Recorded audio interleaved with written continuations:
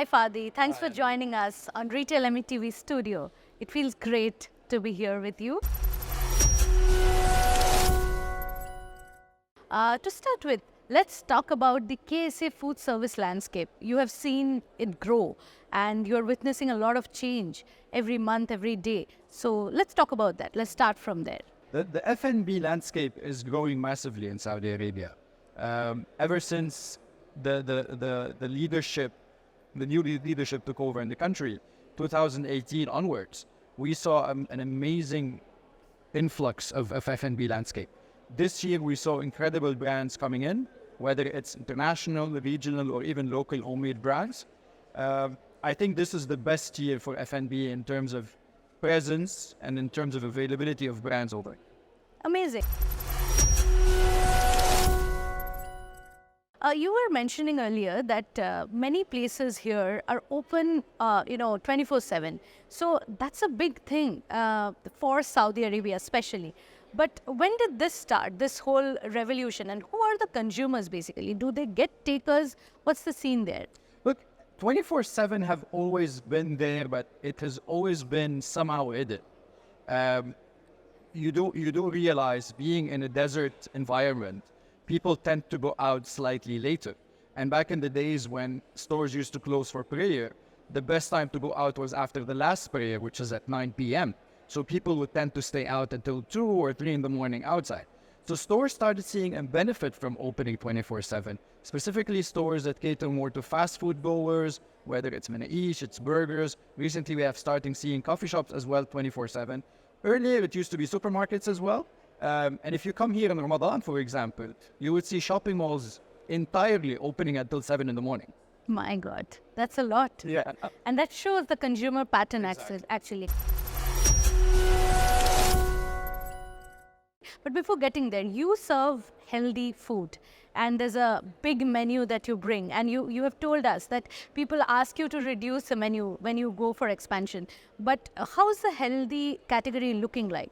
The healthy is growing. We transformed from the traditional healthy, no salt, no pepper, small portions and so on, into the more gourmet, creative sort of trendy, healthy segment in the past 3 years. It's growing very fast. We have started seeing competition coming across the region, a few big names as well entering the market.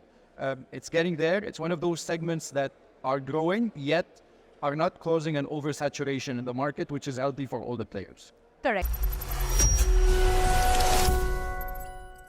When you mention competitors, is the international brands a threat to the homegrown economy? Because for the Vision 2030, homegrown is a big agenda for the government also. So what do you think about that? International are only a threat in the first few months, which is the honeymoon period.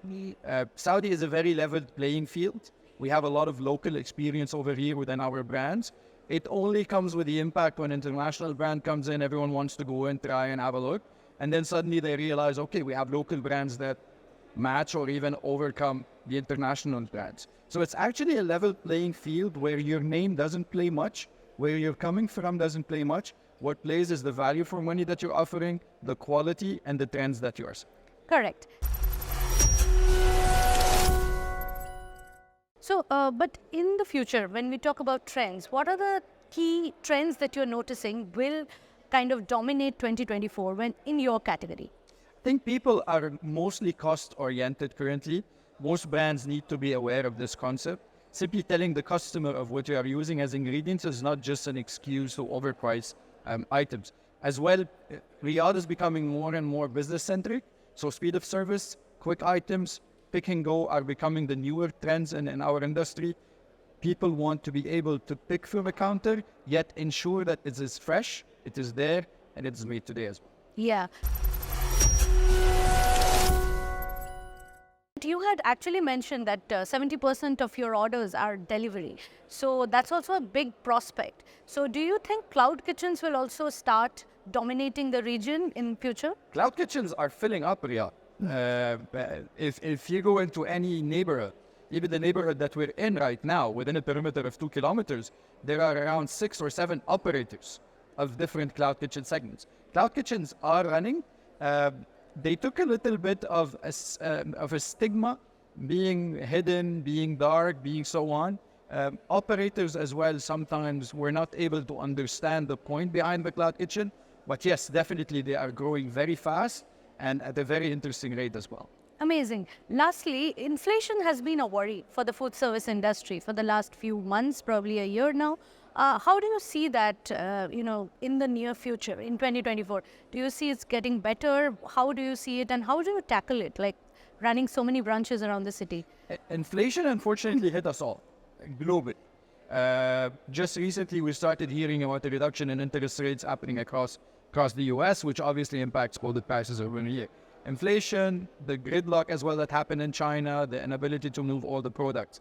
We do see it getting better in 2024. Our expectations are on the second half of 2024 so that everyone can recover.